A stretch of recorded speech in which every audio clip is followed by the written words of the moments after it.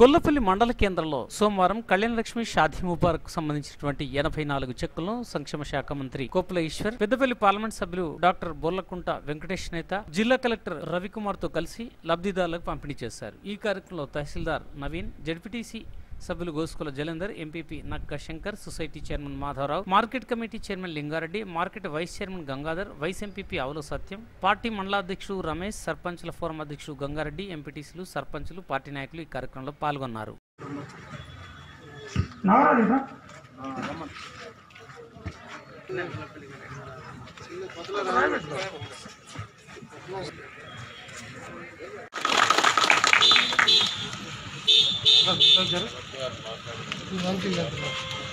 ఉద్దేశించి జిల్లా కలెక్టర్ గారిని మాట్లాడాల్సిందే విజ్ఞప్తి.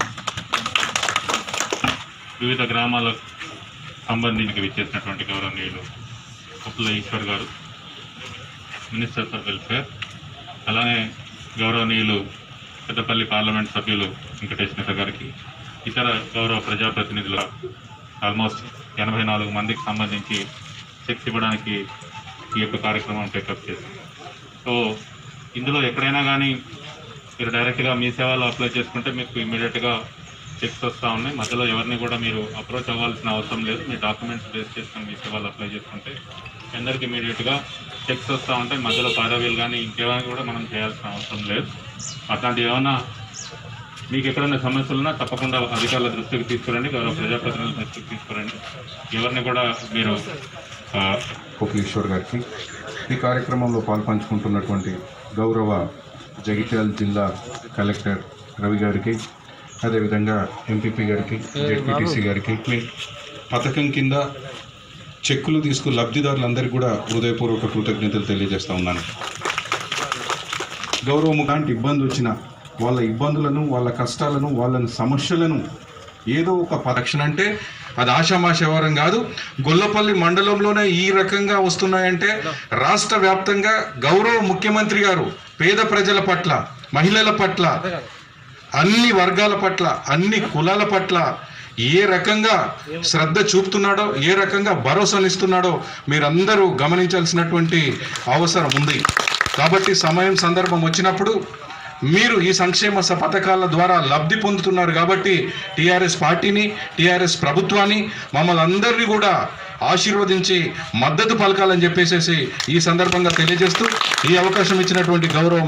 దేశంలో ఎక్కడ లేనటువంటి పథకం ఇది. మన ముఖ్యమంత్రి కేసీఆర్ గారు ఆడపిల్ల పెళ్లి సమయంలో ఆ ఇంట్లో ఎంత కష్టం ఉంటుందో గమనించి, గుర్తించి, తెలంగాణ రాష్ట్రం వచ్చిన తర్వాత ఆడపిల్ల పెళ్లి సమయంలో తప్పకుండా ప్రభుత్వం యొక్క సహాయం వాళ్ళకు అందాలనే ఉద్దేశంతో ఈ షాదీ ముబారక్ కళ్యాణ లక్ష్మి పథకాన్ని తీసుకురావడం జరిగింది.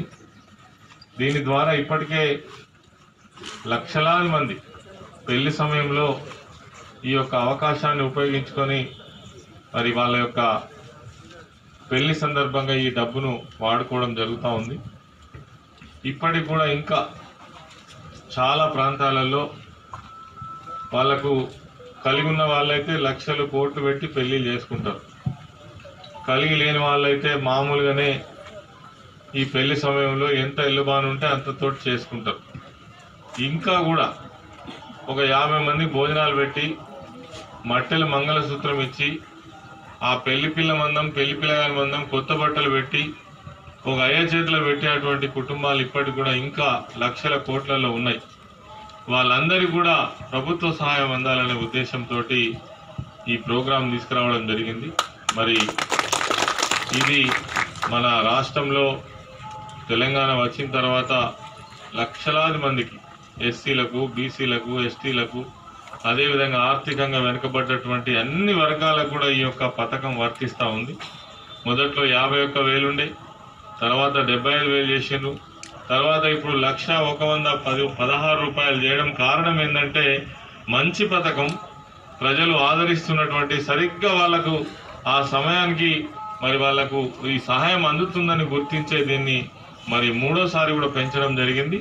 ఇంకొక విషయం ఏంటంటే ఒక దిక్కేమో ప్రపంచమంతా ఈ కరోనా వ్యాధితోటి చిందర వంద రైతుంటే ఆర్థికంగా ఇబ్బంది పడుతుంటే మన రాష్ట్రంలో కూడా దాదాపుగా 40 నుంచి 50 వేల కోట్ల లాస్ వచ్చి వ్యవస్థను నడవలేనటువంటి పరిస్థితులలో ఇటువంటి పథకాలను మాత్రం మన ముఖ్యమంత్రి గారు ఎక్కడ ఆపలే.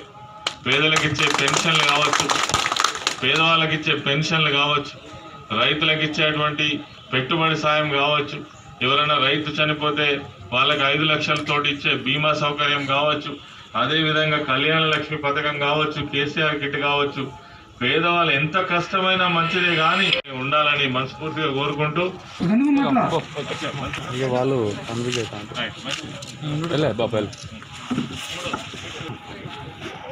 చూడమ్మా అయిపోయింది